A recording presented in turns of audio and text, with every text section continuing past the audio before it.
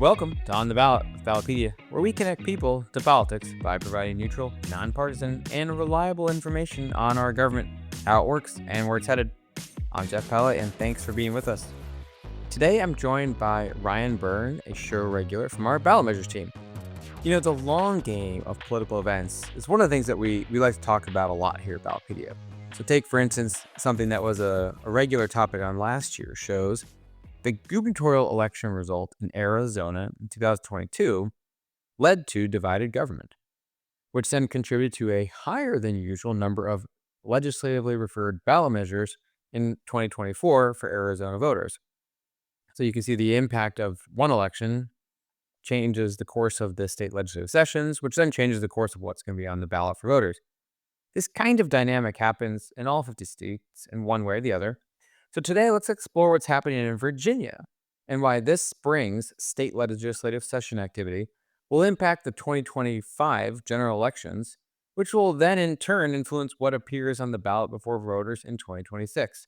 They say all politics is local, but all politics is also connected. So Ryan, welcome to the show. Let's get to it. All right. Thanks for having me, Jeff. All right. So you and I talk about this a lot, but first, let's just set the stage with what's going on in Virginia. So nearly every state is in session right now, and Virginia, like other states, has already passed a number of bills.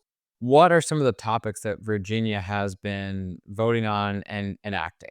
Yeah, so we're seeing, at least on the ballot measure side, 3 constitutional amendments kind of making a lot of noise in the legislature. These are ones that are primarily backed by Democrats who do control both chambers right now. One of them would provide for, in quotes, a fundamental right to reproductive freedom. So that one's obviously related to abortion, as well as a number of other kind of reproductive issues. We've seen a bunch of those, right, over the past, ever since post-Dobbs, we've seen a lot of these abortion-related ballot measures. The second one is another one that we've kind of seen increase a bit lately, more from the Democratic side, is to repeal the state's constitutional language defining marriages between one man and one woman, right? So that has the effect of prohibiting same-sex marriage, at least before the Supreme Court's ruling, I guess over a decade now. Similarly, mostly Democrats, so about 15% of Republicans voted for that one too. And then the third one has to do with restoring voting rights for people convicted of felonies once they're no longer incarcerated. So once they finish their prison sentences. Right now in Virginia, voting rights are never automatically restored for persons with felonies. And similarly, primarily Democrats, there were a handful of Republicans that supported it as well. And that's an example of, again, the long game. We're going to keep that the theme of this episode, the long game of politics playing out, because Governor Youngkin won election in 2021, so he was Republican, splitting up a Democratic trifecta. And then some of Governor Youngkin's executive orders and his sort of agency policies have changed the way Virginia approaches felon voting, which now leads to the democratically controlled legislature looking to try to put something on the ballot. But Virginia is one of those states that does not put something on the ballot for just one session. So tell us a little bit about the process that Virginia has to go through in order to place a ballot measure before voters. Yeah, no, that's a good point. So these 3 amendments that I just mentioned, they're not going on the ballot yet, which might confuse some people who live in other states. They have to be approved again. So the legislatures of 49 states vote on constitutional amendments in order to refer them to the ballot. We've said this a bunch of times before because it's always fascinating. The one state that does not is Delaware. The legislature can vote on constitutional amendments, but there's no voter approval requirement. So then there's really 2 big ways that legislative constitutional amendment processes vary: vote requirement and number of session requirements. By vote requirements, I mean whether legislators need a simple majority, 60% or 2/3. So in Virginia, it's just a simple majority.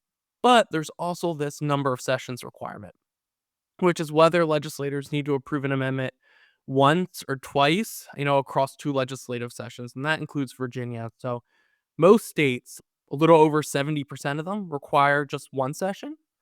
4 states kind of require an either or type thing, depending on whether the amendment received a simple majority or supermajority. And then there's 9 states, including Virginia, that require legislators to approve amendments twice, once during one legislative, and then again during the next legislative session.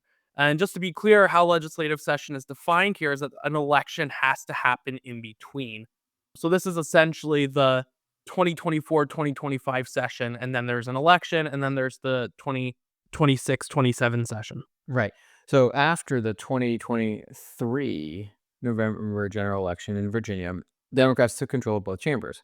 They couldn't just pass this legislation in 2024 and 2025. They have to do it in one session, 2024 or 25, be in the same session, much like with Congress, where we're in the 119th Congress right now, which spans across 2 calendar years. Yeah, exactly. Have they passed this kind of legislation in the past? I mean, did we see, for instance, to sort of remind listeners about the history of Virginia's legislature over the last few years, Democrats had a trifecta in 2020 and 2021, which was then broken up in the 2021 election. So, what that would mean is any bills passed by Democrats during the 2020-2021 session would not have likely met the two-session requirement because the odds are Republicans would have not voted in favor of those once they took control of the state house in 2022. So were there any examples of bills like that sort of speak to the situation? Yeah, in fact, there were, and there's some interesting examples of ones that did not pass and then ones that still did pass. So, of the three amendments that I mentioned, this actually isn't the first time for two of them. The abortion amendment was not considered before. Obviously, this is something that kind of developed post Dobbs, but in 2021, when Democrats controlled both chambers, they passed the marriage and voting rights restoration amendments. But then in November 2021, like you mentioned, Republicans won control of the House of Delegates. So the Democrats controlled the Senate, Republicans controlled the House, and later on a House committee along party lines killed the amendments during the 2022-2023 session. Now there were actually some that did survive. There was one to create a redistricting commission, and that was kind of interesting. Yeah, so again, this is the kind of thing that we think is so interesting here when we follow session activity, elections activity. It's all kind of interconnected.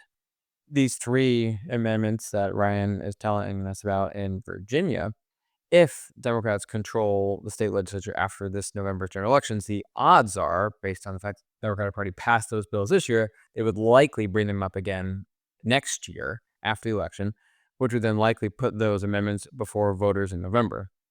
On the other hand, if Republicans flip one of the chambers this November, then it is likely that those bills would not carry forward next year. So again, this kind of thing happens, each state having their own different rules and sort of, cultures and requirements. But Virginia is a particularly interesting one because of this two-session requirement. So are they considering other bills, so Ryan, or is their session over? How much session time is there left in Virginia for this year? Yeah, so no, the session isn't quite over yet. It actually goes until at least the projection till mid-June. So they could introduce more constitutional amendments.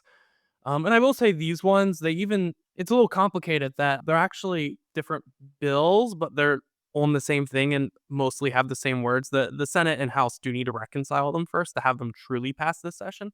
But there's also the case that there typically are like a lot of bipartisan constitutional amendments in Virginia as well, especially I think if we look at the past couple years, things like property tax exemptions for disabled veterans and their surviving spouses is something that tends to come up every once in a while.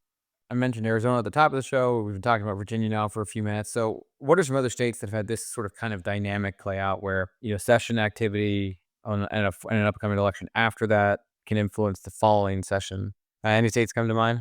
Really, since 2010, we've seen this play out in Virginia, Wisconsin, Pennsylvania, and Nevada. And I'll talk about Pennsylvania a little bit because it's where we saw one of the most recent changes.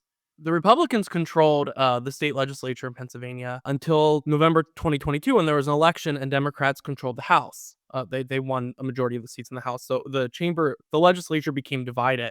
When Republicans controlled the legislature, they actually passed a handful, I think it was 6 constitutional amendments addressing a number of topics that some were more it had fans on both sides of the aisle, and then other ones were more partisan. Things like voter ID requirements, actually a limit on abortion, certain things dealing with the governor's emergency powers. And when the chamber became divided, all of those failed. None of them were passed again during 2023, 2024. So we definitely have seen this play out in other states as well when a chamber changes. Yeah, and Nevada is particularly interesting also because they have the two voter requirement, so two elections, and the sort of most recent big one that we've seen is with voter ID. I think that's what's on the 2026 ballot that they already passed in 2024. But what are some other examples coming out of Nevada where they've had ballot measures that not only require, say, two sessions to put them on the ballot, but they require voters to weigh in them twice? Yeah, so voters actually only have to weigh in twice on citizen-initiated constitutional amendments. If they're legislative, they don't. That's right. It's actually an interesting logic, right? Because it's like the idea is that the citizen-initiated amendments have to be approved twice because the legislative ones have to be approved twice, just by different bodies, whether the legislators or the collective electorate. Right. So yeah, in terms of the constitutional amendments, some of the ones that we've seen, Democrats have controlled the legislature for a bit now in Nevada, but there was a lot of like back and forth in the early 2010s. So we saw a number from Democrats. Well, the marriage one's a good example too. I said this is the second time we've seen this in Virginia. It took 2 times in Nevada. Democrats passed it in 2013.